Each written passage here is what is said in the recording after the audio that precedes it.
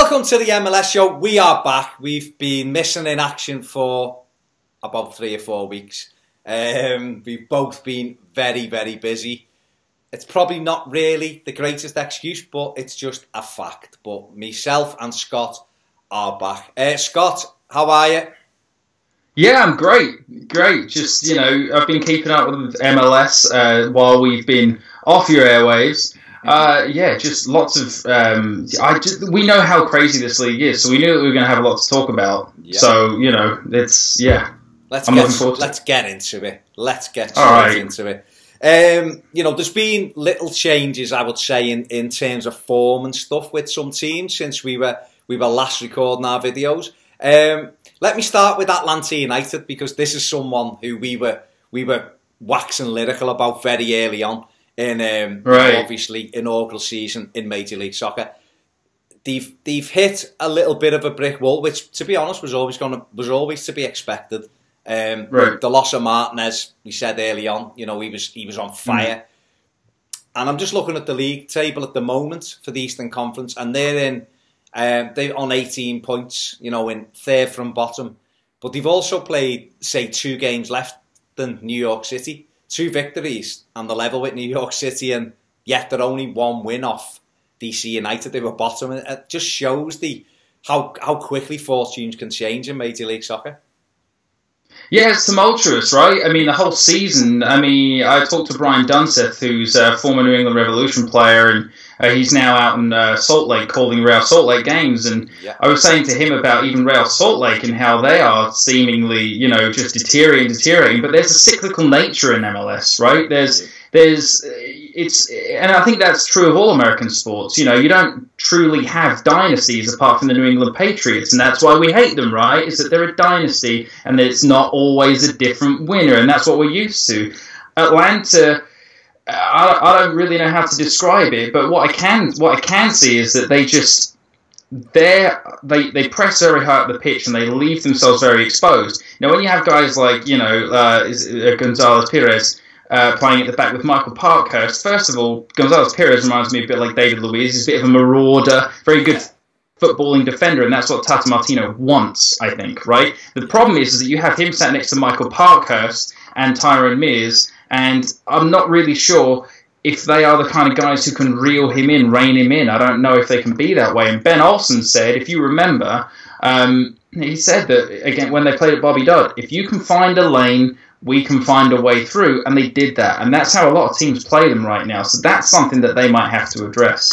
Yeah, I mean, it is very early. They're very handily placed, aren't they? But it was just interesting because I know that a few weeks ago they were really close to the top, weren't they? And we were saying how unbelievable they've been. One team that probably hasn't maintained its little upward turn is, of course, Minnesota United. But they started off from a position of unbelievable weakness with a heavy 5-1 and then a 6-1 in their opening 2 games. But they're in 9th in the Western.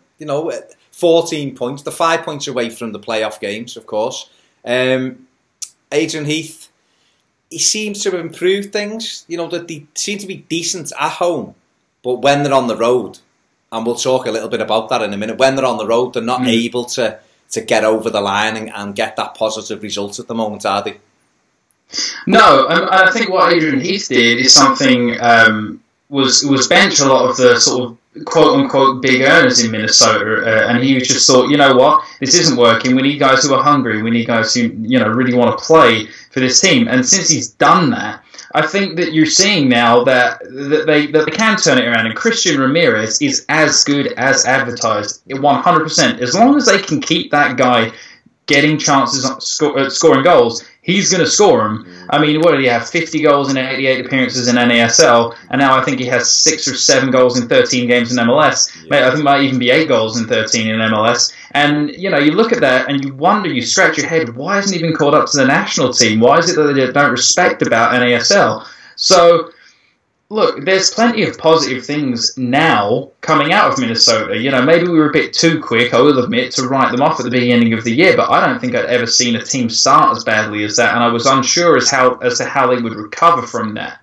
But look, Heathy, you know, he must have. I think what he's done is he's fed them all an oatcake or two, and you know, he's fucked their ideas up, put hair on their chest. Yeah. You know, I think that. Look, but what do you think that they can turn this around, Baz? Do you think that they can actually make a push for that sort of playoff contention? Because the only reason I say that is because look, the team above them is the LA Galaxy. They're not that far behind the LA Galaxy. So if you think that the LA Galaxy could potentially sneak in, is it so wrong to think that Minnesota could just sneak that 6th spot? Because I think Eastern Conference has overtaken Western Conference right now. For strength. I think Adrian Heath's going to look at it in 3 parts, isn't he? The season, he'll break the season up into 3 parts. And he will, if we're calling this the first third, he will look at it and go, you know, okay, we've had a decent... Yeah, I get that. We're more than a third of the way through games-wise, but I'm just talking in terms of areas, how you break it down. He'll be right. Quietly... I think he'd be happy with how it's gone, really. You know, they got walloped the first 2 games. But you look at that, the Vancouver Whitecaps are in 5th spot in the Western Conference. Minnesota are 5 points adrift from the Whitecaps. Okay? The 5 points adrift from Seattle with a game in hand. They win the game in hand, it's 2 points. What's key? Right. What's key is making sure that when they play at home, they win their home games. And they've looked quite good at home, to be fair. You know, when I've seen the games I've seen, Atlanta aside, when Atlanta spanked them 6-1, obviously, in the snow, which was an incredible game. I think they've looked quite good at home. And you're right, Ramirez is key for them, absolutely key. And he's done this in Orlando. We had Kyle Larin, who was scoring goals for him.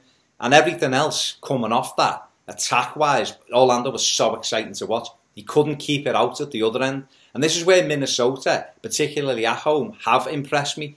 He's managed to, you know, Bobby Shuttleworth and goals really come to the fore. And they've managed to tighten up at the back, but not so much away from home on the road. And, you know, but they're not the only side on the road, are they, who were struggling.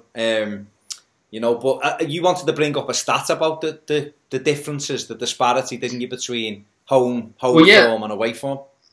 Well, yeah, home and away form is huge in MLS. I mean, it's always been that, you know, home field advantage matters. We know this in MLS because it's difficult, right? MLS is really difficult because, you know, you're the Houston Dynamo and you have a team, you have New York City FC coming into play. There's no New York City FC fans coming. It's not like, you know, when it's Everton versus Liverpool in the Merseyside derby and the stadium's pretty much half and half, you know, or it feels that way anyway. Maybe a couple of fans sneak into the other sections. It doesn't happen in MLS. There's not an intimidating atmosphere, really, for these teams to, you know, or at least away fans can't make that intimidating atmosphere away. How much of that plays in when you're a professional, I don't know. What it's probably more to do with is the travel, you know, the disruption to the schedules, all that kind of stuff. But right now, 2017 is the highest points per game of teams that have won at home. They have like something silly like a 69% win percentage at home all across MLS right now.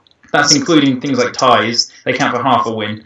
And, you know, it's I think it's something like less than 1 point per game on the road people are averaging, 2 points per game almost at home. So I know we always, you know, it's easy for us to go back and forth and say, well, they're bad on the road, they're great at home. But honestly, there's only about 6 teams who have good away records right now, the best of which is below the red line. It's the LA Galaxy. They have 13 points away from home this season. The only team that's below them right now is Toronto with 12, who are top of the Eastern Conference. So, you know, I think of something, I read a stat, and it was something of the 6 teams that have good away records in MLS, 3 of them are below the red line, bizarrely. So,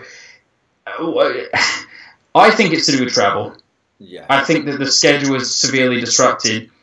But do you think, Baz, now that teams are starting to notice?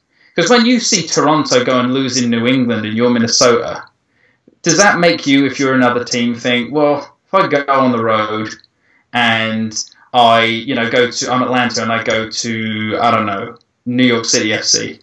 Now I'm a bit worried because not even Toronto can win in New England, and New England look terrible. Do you think there's something in that, or am I just being crazy? No, I think you're just spot on with the travel thing. I mean, I'm looking at the Western Conference here. I'm seeing Houston Dynamo lying second in the table, 2 points off Sporting Kansas City. Home form, 7 wins and a tie, so unbeaten at home.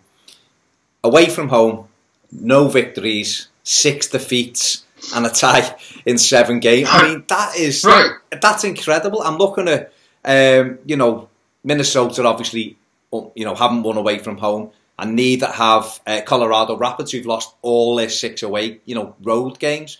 So you're looking at that and saying a team lying second has got the same amount of wins as the team at the bottom of the Western Conference is, you know, straight off is incredible. So I'm looking in the Eastern Conference here, you know, and you've quite rightly said Toronto 3 away victories. They're top of the Eastern Conference. You've got New York City with 3 away victories. Everybody else 1, 2, North. You know, New England haven't won on the road, but very strong at home. It is, you know, Chicago Fire lying second, 6 home wins, 1 road win. So if you're Minnesota, I guess, which is what we were discussing, you're going to see other teams going away and getting spanked as well. And so your home form is almost imperative. And to take it back, absolutely, they can get into that playoff place if they can get that home form right. Because you've rightly said, this year more than ever, it's like an unwritten rule that the home team wins, you know. And right. Yeah, I mean, you look, and it is strange because you see someone like Orlando City, they have 6 wins at home, but a -2 goal difference. I mean, how does that happen? It's because you get shelled on the road. I mean, you know, Columbus isn't much better. They've won twice on the road, but the other 6 they've lost. You know, it's a very, very strange thing. I don't really know how to describe it. What I do remember saying, at least on my podcast, is that I remember I was talking to my co-host about how, you know, the travel can affect you. The Houston Dynamo are going to spend about 35 nights in hotels this year, I was reading. That was on a press release. That's not someone who's worked it out. That's a Houston Dynamo press release that I got sent that said if the Dynamo flies directly from Houston to every game, they're going to have almost 30,000 air miles this year. I mean, that's unheard of, and I think we can vouch for Steven Gerrard, right? Yeah, Steven Gerrard did say, he came out and said, I wasn't prepared for how the away travel was. No. It was very, very, very difficult for them. So no wonder you're getting these massive home road splits. And what I will say is something that I would like with more teams that are coming into the league, more teams. I don't care. Expand it to 30 if you want. You know why? Because I want MLS East and MLS West. I want to play more localized schedules because I think what that will do is that will make a more, you know, you can play a few cross-conference games, you know, where you have to go out to the West Coast and play a few games and do a road trip, fine. But I think if you do more isolated, localized games, and that's what you base your conference standings on, it's much more, it's a better representation of where each team is at in that part, because America is such a big country. This is like when New York goes to play LA, that's, I mean, almost all the way across friggin' Europe. I mean, it's huge, you know? It's like a Champions League game, but every week. Yeah, no, it's tough. It is tough because it's such a vast country, isn't it? It's really, really difficult to get the balance right, I suppose, of the scheduling. But, you know, it is what it is. We just touched before on Orlando City. We were talking about the home form. They drew 0-0 with Chicago Fire over the weekend. And Ted Uncle was the referee and was at the centre of attention. I mean, he ends up sending 2... He usually is. He ended up sending 2 Orlando City players off, Rafa Ramos and Nocerino. I know you potentially got issue with both of them, but the biggest one for me is obviously Rafael Ramos sending off 26 minutes in, I think it was. 100%. Incredibly bad decision.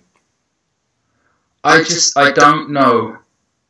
I don't know what to think. Some weeks when I watch MLS refereeing, I can barely say it as I'm covering my face because it's so embarrassing. But what it is, so you have a guy who is watching the ball the whole way and just clatters into the other boat. It's just, both of them, they both just clatter into each other. There's nothing in that. And I just watched the instant replay with Simon Borg, and he's like, I think this has all the makings of dangerous play. And you're just like, what? What are you watching, Simon Borg? I was showing it to my dad and went, oi, Dad, have a look at that. And he just went, hang on. He said, well, which one got sent off? And I said, well, the fact that you're saying that, number one, is ridiculous because there shouldn't be someone sent off. He said, well surely they've just come together. Yeah. And I said, well, yeah, but he got sent off for it. Yeah.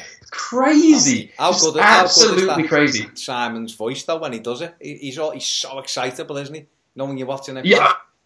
It is, yeah. It's a bit too much though, especially when you're trying to watch it with your dad and he doesn't know. Yeah. He doesn't know who Simon Borg is, and he's just this bloke's a bit, oh my god, he's a bit intense, is Simon, but I like him. I do generally for the part, and I like that they do this MLS. They'll come and they'll take care of that. I do like that, in fairness, but I know from being part of the league, and I say part of the league, I didn't work for MLS, so I should say that, but but from covering the league closely, being in the locker room, being with these guys, having spoken to referees, having spoken to the people who supervise the referees, how they don't understand how they get things so badly wrong all the time. Jaya Marufo, you want a really great story about Jaya Marufo? Ask Frank Delapa of the Boston Globe. It will blow your mind. I can't remember all the details, so I won't do it justice. But ultimately, it ends up in a Graham Poll-esque 3 yellow card situation to one player, and it's just and it's in like a CONCACAF Gold Cup final. It's ridiculous, But like the standard refereeing, ever since I've even been out there, when I was at college, I got yellow carded once for saying these guys couldn't even ref an under 14s game,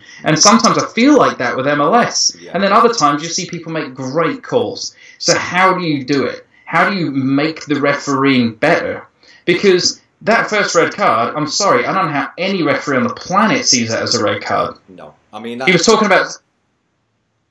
all I was going to say in answer to your question was the video technology. It's getting used at the moment in the Under-20 World Cup. We've seen a few of those, although England against Mexico in the quarterfinal, England lost the young midfielder, was sent off for running and avoiding a challenge and standing on the player as he jumps up the way of a slide tackle and was red carded. No one challenged it. That wasn't VAR though, right? They didn't use VAR to overturn that. Didn't challenge it, which was bizarre. But to me, that's the only way the game can move on. And I'm talking about that everywhere. I'm not just talking about Major League Soccer. I'm talking about just to counteract that real quick, Baz, with the VAR. See, I don't like VAR. The reason I don't like VAR is that Simon Borg has the opportunity to use replay, and he still thinks it's a red card. Yeah, but, do you know what I mean? It's a judgment. It's a judgment call. Still, you're not removing the human element from it. It's not right or wrong. It's still ultimately a judgment call. And I get what you're saying. You have more opportunity. You get afforded a better angle. I'm not sure it serves that much of a purpose. It won't be perfect. Of course, no, I know. But for a lot of decisions, you look at it again and go, "Oh no, that was never a penalty." Whereas at the time, you're screaming, referees will call it. You see, I don't trust referees. Because I don't see how you can remain impartial all the time. I don't. I'm sorry. People will try to tell me differently. In terms of Orlando City, Ted Uncle, I think he sent 5 Orlando players off in his last 5 games or his last 4 games or something like that. You can't tell me there's no predetermined ideas in his mind when he takes the field for an Orlando City game. But there's a pattern there, right? There's a pattern that he's sending off these players, and maybe he has in his mind that they're a dirty team. Yeah. And that's the thing, and this is this happens. Listen, like I've just said, this ain't just MLS. This happens in England. In England, we see teams getting 12 penalties a season. Your team gets a lot. No, we see teams. Well, we rightly got a red card in the FA Cup final for Victor Moses diving. Chelsea. Yeah. No, 100%. And I'll hold my hands up and admit, I was in a bar in Belgium with my cousins watching the FA Cup final. I know this isn't MLS, but real quick, I saw him go over, I jump up, and I'm like, that's a nothing penalty, oh my god, and there's not that many people in there, so everyone's looking around going, who's this weird English guy? This is a small town in Belgium, no one knows who you are, sit down. And then I look at the replay, and I thought, you looked at VAR. God. So you looked at... Well, here we go. He's got me again. That's why they pay him the big bucks. You see, that's why he's the lead, and I'm just me, man. Yeah. But that's right. At the time, I thought Moses penalty. Yeah, gone down. VAR, bang, you diving little cheat, and then he's off. You know what I mean? And that's right. Yeah, and rightfully so. Rightfully so. What an idiot. But that to me removes a lot of that. Because, like I was just saying, some teams will be favoured with spot kicks and other things, and other teams won't. But, I'm an Evertonian. I see us get 1, maybe 2 penalties a season. You can't tell me in 38 Premier League games we've only been fouled twice in the box. You know, but other teams, right. our teams in the same city as us will get 9, 10, 11 penalties, and you look, and I guarantee you 50% of them won't be, but it's because of who they are. Yeah. And that I've always had that with referees. You can't be unprejudiced as a referee. You can't, and it might be someone saying something to you on the pitch, and you just go, right, next opportunity. I'm after you, yeah. And I know. And look, you can't help that all the referees in Everton, in Liverpool, are Tranmere Rovers fans. So, you know, that's why they get all the penalties. There you go. Anyway, back to MLS. That was a little sideline there. One final thing on this game, and it's not really about Orlando City. It's just Chicago Fire. Absolutely fantastic. Bastian Schweinsteiger, brilliant. Now, this team, I watched this team under Frank Yalla, and they were horrendous. Yeah, exactly. And then I watched Paunovic come in last season, and I could see what he was trying to do. He was trying to get a unit. He was trying to get them to be solid. The players like Ig, I always get his name wrong. Iggy, I'm going to call him. Iggy. You know, I can never say his name. I got it and then I forgot it again. And David the Calm and people like that last season, so they were a little bit more fluent. This season, they've got Nicholls up front, who's absolutely unreal. What a player for MLS. I know he's got a lot of goals over in Europe. He's come and he's done it here as well. Absolutely brilliant. Schweinsteiger, you know, that midfield in there. They just look a completely different side. And I'm so exciting to watch at times. I'm just really, really impressed with them. And that to me made Orlando City's hanging on with 9 men such a valuable point that they dug in and dug it out, because Chicago Fire, for me, looking like a really, really good side this season. Yeah, I mean, you can't deny that midfield trio, and let's remember, this is not Dax McCarthy who's on international duty right now. Exactly. So one of the magic 3 there, they're not even there right now. And there was a couple of balls that Schweinsteiger put through that were absolutely incredible, just out of this world. And he is loving his time in MLS.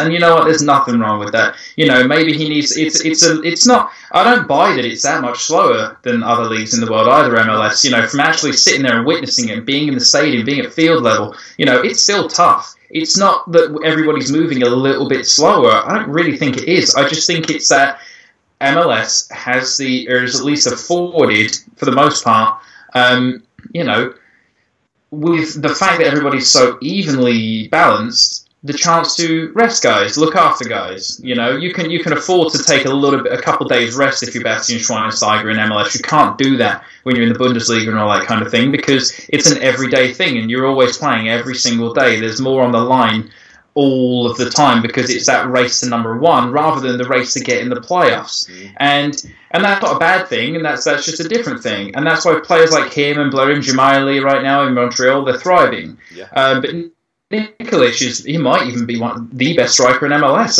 I mean, you look at his one-on-one finishing, his composure, it's almost Villa-esque and Giovinco-esque. You know, I complain a lot about strikers in MLS. Will Bruin being a huge one that I complain about, because here's the thing, I rate Will Bruin, I really do, but one thing he cannot do is finish one-on-one with the goalkeeper, and not a lot of American, and not just American, but MLS caliber strikers, you know, are able to do that. So it's nice to see Nicholls doing this, and the biggest thing for me as well, Baz, and I'm sure I'd like to hear what you think about this, is that, you know, David Akam has been such a loyal servant to Chicago, but I don't think he's ever looked more dangerous. No, he's gone up again another level. The good thing about Akam is he can play anywhere off the front 3. He can play as your main striker. He hasn't really got the physical aspect to play down the middle, but the pace gets him there. He can play off the left and off the right. And when you're putting someone like Nicholls in there, they've also got Solenjak as well, haven't they, who operates on the other side, who's a rangy striker. They've, you know, that midfield 3 behind them. They've got lots and lots of options. You know, Igbonanike, there it is. Trying to think of there you go. Hey! He's done it. Hey! But I've been really, really impressed with Fire, and they're handily placed as they are, aren't they, in the Western Conference as well. Oh, I think they're definitely in the playoffs. They're in the playoffs no matter what. That's it. They're in. I think. I don't think. I know it's definitely ballsy prediction on. And then say, I think. All right, I'm going to say June 6th of 2017, the Chicago Fire will make the playoffs this year, and that is the first time in, maybe 3 or 4 years that they've been in? They're looking very, very good. Just going through the results, over the weekend, obviously Portland, as we know, very strong at home, a 2-0 win against San Jose. Philadelphia Union, since we had our little break, when we went into the break, Jim Curtin was having a nightmare of a time. They picked up while we were off air, got a few victories going. We come back on air, they lose it against New York City at Yankee Stadium. I mean, that's no maybe we're bad thing. Well, I hope not, because I quite like Union, and John Krasafi does some videos for me. Does a month by month update on Chicago, on Philadelphia Union. Sorry, so I don't want him to be thinking we're jinxes. Sporting Kansas City, stronger home, as we said. They look really good as well. They're top, aren't they, of the Eastern Conference. Yeah. Vancouver beat Atlanta 3-1. DC United 0, LA Galaxy 0. DC bottom of the Eastern Conference. Kurt Arnolfo, they look like they're making progress and then they drop back down. But this isn't a bad point, is it? So there's part of me that thinks that some of the criticism levelled at Kurt Arnolfo is a little bit unfair. Okay. Because he doesn't have a lot to work with. It was always going to be a transitional year for the Galaxy. Yeah. We know that, right? They lost Bruce Arena, they lost Landon Donovan again, they lost Robbie Keane. All these guys, the sort of the golden era of Galaxy. Steven Gerrard, I know he's not, a Galaxy legend, but he's still a player that they miss. Yeah. So, and then you have to deal with, you have Jaissy Zardes as your main striker. They don't have Alan Gordon to bring on anymore. He's doing what he was doing for the Galaxy, but in Colorado now. He scored the winning goal the other day. Yeah. So where do you go? What do you do? They're trying to follow this youth movement, and that's why they brought Kurt Arnolfo up. But he's not used to dealing with the bigger egos and stuff, or at least that's the criticism leveled at him. But look, let's see where he goes with it. Yeah. Let's see where he goes with it, because right now, you've got a lot of players injured. You've got Brian Rowe injured, and Kempin stood in really well with 6 saves the other day. I mean, I know he spilled one and then had to block the other one, but still, he made the save, and he made it, he did well. You've got Steeries is out right now, I think, as well. You've got Baggio Husidic is out right now, too. There's a lot of players there. Jermaine Jones, big factor. He's the big question mark, right? Jermaine Jones for the Galaxy. Do they play better without him or with him? How do you solve that problem? How do you solve the problem? So it is, and it is still early, isn't it? Let's be honest. If we're still saying this in September, we can probably assess it, better as to how well Arnolfo's done. Yeah, I think you can, but I also think you have to recognise right now they've won 1 game at home all season. They've dropped 2, 4, 9, so 13 points at home this season. That's what they've dropped. Yeah. So. That's not acceptable for them. That's not something that would have happened under Bruce Arena. They need to step it up at home. They really have to. But when you really truly look at what they've got there, 18 points, sitting in 8th, I think they're in right now, 2 games in hand. If they win those 2 games in hand, they're second in the Western Conference. Yeah, incredible. They just went on the road and won 3 out of 4 games. Oh, that's what they're flipping our stats about home and away form. I know. It's crazy. Berserk. But MLS is crazy. Yeah. New England Revolution beat Toronto 3-0. You mentioned that before. Montreal 1, New York Red Bulls 0. Dallas 6, Real Salt Lake 2. 5-0 at half-time. Mike Petke he started off okay, but they are struggling. They're on less than 1 point per game at the moment. The only team in MLS I think they're on something like 0.88 a game per game, and to be less than 1 point per game and be the only team, that kind of tells you how poorly Real Salt Lake are doing at the minute. Yeah, they have a lot of injuries too. Yeah. Don't get me wrong, they do. So there's a lot of players missing from that team. But saying that, they need João Plata and Mov Sissien to step up. They're the guys, aren't they? They're their go-to guys, and they're not doing it. Yeah. No, they're not doing it. Not at all. And Carl Beckerman's always getting older and not younger, even though he may look it because of all the yoga that he does with his dreadlocks and stuff, But, he's not getting any younger, and you need to change. They need to change something. They're going to have a big boost when all the guys from the U20 World Cup come back as well. So Brooks Lennon, for example. the guy's name escapes me right now. The right back that they have, the young kid, the ginger hair kid. You know, he's a good player too. He's going to come straight back in. Justin Glad. Justin Glad is his name. There you go. Justin Glad is his name. I knew it would come to me eventually. Yeah. So those guys are going to come back in. They're going to do well. But, you know, Mike Petke was, look, this was the first coach that they fired in their history to get Mike Petke into that job after one game with Brown Monarchs. So obviously they had a plan for him and they wanted to see what he could do with them. But I still think that his seat's got to be a little bit hot right now. Yeah. It's got to be hot right now. And I'd like to know what you think about this, because I don't think enough has been made of the comment, especially given that we, you know, are covering a league that is in America, and I thought that there might be more outrage about it. But he said, and I just want to, you know, I don't want to give him a pass on it, because, you know, when we get back, it's going to be fun to watch them fight like dogs to get on that field. And I just thought, when you think of everything that they went through and the sort of the virility of which people reacted to the Michael Vick, the American football quarterback, who actually fought dogs, you know, I don't know how I feel about it, you know, but I think that something should be made of it a little bit. I know what he means. He wants them to really push on and try. I just think that there's you know, something in that needs to be addressed, you know, because then he's clearly frustrated, and maybe that's why. But look, sometimes managers get frustrated and they say silly things.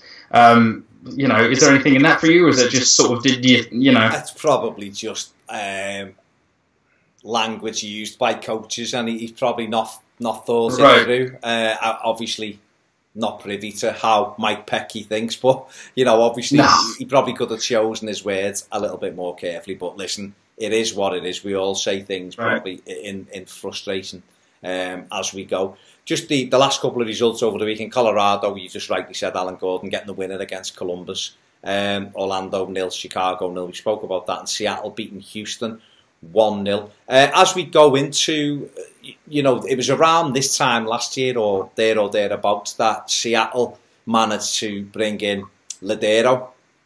And he turned, you know, Nico Ladero turned Seattle from, it was at the same time that they got rid of Siggy Smith.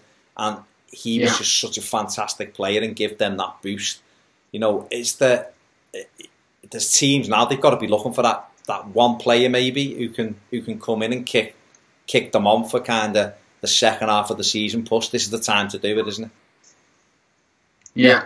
Well, I do know that Jovan Kirovski, the sporting director at LA Galaxy, is in Europe right now. Right. You know, don't know where, he wouldn't say, but I know that Jovan Kirovski is in Europe and he's looking at players for the Galaxy right now. But that doesn't mean that they're coming in it doesn't mean that there's a European DP coming in the the July window necessarily, because it took a long time to get Gio Dos Santos to LA, as it did Romain Alessandrini. So look, there are people. This is the window where you got to go out and get them. Like the Red Bulls need speed out on the wings right now. They need creative players. You know, LA Galaxy could do with, you know, a true number 9. You know, I want to give Jarcy Zaz the benefit of the doubt, but he has played all but 12 minutes over the last 8 games, and I think he's had something like 4 shots on goal. Yeah. So what do you do? But this is the window. There's no real huge rumours right now. The biggest one was supposed to be Blarim Jimahili, but he came before the season started, while the winter window was still open. Yeah. So there's nothing really planned for anyone right now. I think what a lot of people will do is look within their own teams. Maybe the USL sides can get some loan deals coming up. But until, look, you know what it's like over here, Baz, even in England with transfer rumours. Until they're there holding up the shirt, you know, you never really know. That's the one, isn't it? I mean, the teams, you know, you're looking through the teams, and Zardes, you've mentioned him a few times. If he can kick into some kind of form, that could push Galaxy up 3, 4, 5 places, and he could be looking at a different team. And again, we said it with Movsisian and Plata with Real Salt Lake. If they hit form now, that can turn their season around, and that is the kind of beauty of MLS. We've just seen in England the Championship playoff. You know, Huddersfield beating Reading, and the Indians that attracted, based on not a similar model to MLS, but it is a playoff system. Just let me ask you this before we finish, and this is basically not about MLS, but it's kind of the beauty of MLS is that it keeps the season alive for a lot of clubs who are losing who aren't going to finish top, you know. And we had the situation in the Premier League in England where, say, your team done very well, Chelsea obviously, but my team, Everton, you know, we were in the fight till about April for the top four loosely. You know, it wasn't too far away. We fell away. No, you weren't far. We fell away. But between us who were 7th and West Bromwich Albion who were 8th, there was 16 points, and we kind of had our slippers on from about the second week in April, and the last kind of 5-6 games were boring. I talked about this on another show I do this week, because it's been mentioned a few times. Would you be in favour of the 4th place Champions League spot going into a playoff, say between 4th, 5th, 6th and 7th in the Premier League? So it keeps, maybe not this season, but in seasons gone by, the gap between 9th and 7th might have been 3 or 4 points with 5 games to play. That gives those teams something to play for. Like MLS, you've always got something to play for going towards the end of the season. Would you see any kind of, is that a model that we can take from Major League Soccer and potentially bring it into the Premier League? I like the sound of it. I like the sound of it, because then also what that does is that rewards teams for trying to win the Premier League. What it doesn't do is it doesn't reward teams like, you know, it's been Liverpool in some years and it's been Arsenal a lot recently, the teams who sack off the league to just either try and win the Champions League or the Europa League to try and finish, you know, 4th to get that last Premier League spot. So they make sure they're in it next season. They try and go as far as they can in the Champions League, because that's how you attract the big players. So I think that would give, you know, look, it would give more people the opportunity to go in and do these things. You know, and everybody thought Leicester was going to be an embarrassment in the Champions League for England, but actually they weren't. And they took Sevilla a very long way. Arguably, in that first game, could have actually beaten them in that game. So, look, you look, and even in the second game, they almost went through. So, like, you have to open up these things to discussion. And I think that would be a very good thing. It's not an unprecedented idea, though, because they do it in Belgium. And the only reason I know this is my family is from Belgium. So I was talking to them. They split the Pro League in Belgium between the top 6 and the bottom 6, or something like that, right? So the top 6 teams will play. I might be loose on the numbers here, but the top teams will play for the championship, but they play like an extra little league, is what they do. So it's not like a playoff system per se, but what it does do is it gives the top 4 teams play for the championship and the next Europa League, Champions League place, right? The champions at the end of the season always get the first one, but then they play for the overall championship, and then they play for the second Champions League spot, is what they do. So then below that, they will go into a little playoff down there with the second division, if you can believe it, with the top 2 teams in the second division for a Europa League spot. So they actually play down for the extra Europa League spot. So so what you could potentially have is you could have Cercle Brugge, right? Not Club Brugge, but Cercle Brugge, the other team who plays at Jan Bredel Stadium that everybody forgets about, that Monaco actually has a link with. They could be in the Belgian Pro League 2 or the B League, but then actually end up playing Europa League because somehow they managed to beat some of the teams like Henk and Hent, you know, and Standard Liège, you know, to this. So it's a really messed up system that they have. It's a crazy system, but they're Belgians and they're crazy, and I can say that because I'm one of them. But it's not so crazy to think that could work in the Premier League. 4th, 5th, 6th, 7th. You 4 guys, you're in a playoff. Let's go for the last Champions League place. I like it. The more I talk about it, the money and the interest would be unbelievable. You could also, we used to do it many years ago with the 3rd from bottom place team plays against the team in the Championship to see which one stays up, kind of thing. But a lot of leagues have that, don't they? They still have that. A lot of leagues do have that. Germany have just done. Wolfsburg have just stayed up in Germany, winning their playoff to remain in Bundesliga rather than Bundesliga 2. But there we go. Me and Scott have talked about everything in this one. I think we've done a decent job given we've been away. It's been good. It's been good. Scott, as always, thank you very, very much for giving up your time and joining me to record this. Same time next week, maybe? Absolutely. Always here. Always ready for you. Top man, top man. From me and from Scott, we'll see you soon on the MLS Show. Welcome to the MLS Show. We are back. We've been missing in action for about 3 or 4 weeks. We've both been very, very busy. It's probably not really the greatest excuse, but it's just a fact. But myself and Scott are back. Scott, how are you? Yeah, I'm great. Great. Just, I've been keeping up with MLS while we've been off your airwaves. Just lots of. We know how crazy this league is, so we knew that we were going to have a lot to talk about. Yeah. So let's get into it. Let's get straight into it. There's been little changes, I would say, in terms of form and stuff with some teams since we were last recording our videos. Let me start with Atlanta United, because this is someone who we were waxing lyrical about very early on. Obviously inaugural season in Major League. Very handily placed, aren't they? But it was just interesting because I know that a few weeks ago they were really close to the top, weren't they? And we were saying how unbelievable they've been. One team that probably hasn't maintained its little upward turn is, of course, Minnesota United. But they started off from a position of unbelievable weakness with a heavy 5-1 and then a 6-1 in their opening 2 games. But they're in 9th in the Western. 14 points. They're 5 points away from the playoff games, of course.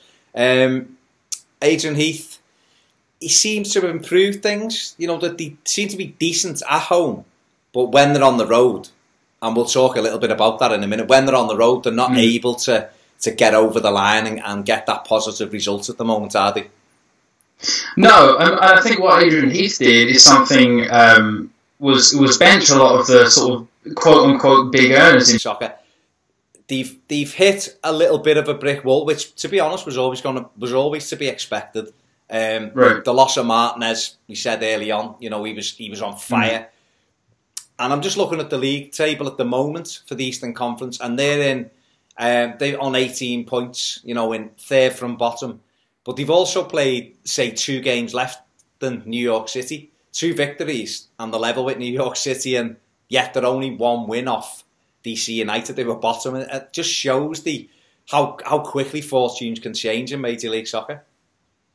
Yeah, it's tumultuous, right? I mean, the whole season. I talked to Brian Dunseth, who's a former New England Revolution player, and he's now out in Salt Lake calling Real Salt Lake games. And I was saying to him about even Real Salt Lake and how they are seemingly, just deteriorating. But there's a cyclical nature in MLS, right?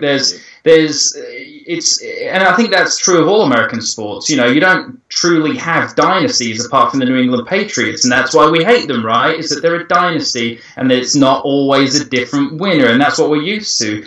Atlanta, I don't really know how to describe it, but what I can see is that they press very hard at the pitch and they leave themselves very exposed. Now, when you have guys like Gonzalez Perez playing at the back with Michael Parkhurst, first of all, Gonzalez Perez reminds me a bit like David Luiz. He's a bit of a marauder, very good footballing defender, and that's what Tata Martino wants, I think, right? The problem is that you have him sat next to Michael Parkhurst and Tyrone Mears, and I'm not really sure if they are the kind of guys who can reel him in, rein him in. I don't know if they can be that way. And Ben Olsen said, if you remember, he said that, again, when they played at Bobby Dodd, if you can find a lane, we can find a way through, and they did that. And that's how a lot of teams play them right now. So that's something that they might have to address. Yeah, I mean, it is very early. Minnesota, and he just thought, you know what, this isn't working. We need guys who are hungry. We need guys who, really want to play for this team. And since he's done that, I think that you're seeing now that they can turn it around. And Christian Ramirez is as good as advertised, 100%. As long as they can keep that guy getting chances at scoring goals, he's going to score them. I mean, what did he have? 50 goals in 88 appearances in NASL, and now I think he has 6 or 7 goals in 13 games in MLS. I think it might even be 8 goals in 13 in MLS. And, you look at that and you wonder, you scratch your head, why hasn't he been called up to the national team? Why is it that they don't respect about NASL? So, look, there's plenty of positive things now coming out of Minnesota. Maybe we were a bit too quick, I will admit, to write them off at the beginning of the year, but I don't think I'd ever seen a team start as badly as that, and I was unsure as to how they would recover from that. But look, Heathy, you know, he must have. I think what he's done is he's fed them all an oatcake or two, and you know.